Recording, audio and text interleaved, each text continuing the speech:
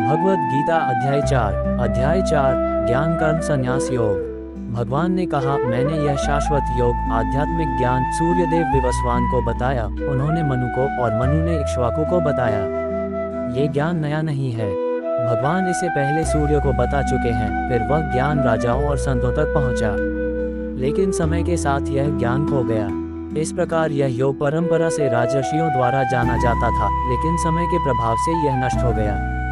ज्ञान की परंपरा टूटी, इसलिए श्री कृष्ण अब अर्जुन को वही पुराना ज्ञान फिर से दे रहे हैं। हे अर्जुन, आज मैं तुम्हें वही पुरातन योग बता रहा हूँ, क्योंकि तुम मेरे भक्त और मित्र हो।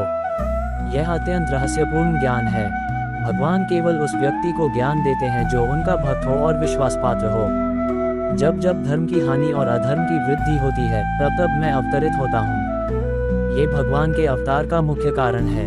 वे केवल रक्षा के लिए नहीं, बल्कि धर्म को पुनः स्थापित करने के लिए आते हैं।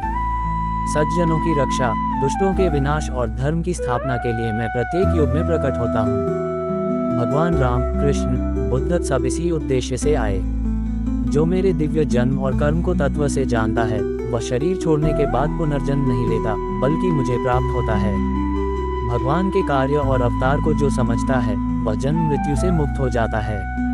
राग, भय और क्रोध से रहित होकर, मेरे में लीन होकर और ज्ञान के द्वारा शुद्ध होकर कई लोग मेरी स्थिति को प्राप्त हुए हैं। भगवान को पाने के लिए राग द्वेष छोड़कर ज्ञान से शुद्ध होना आवश्यक है।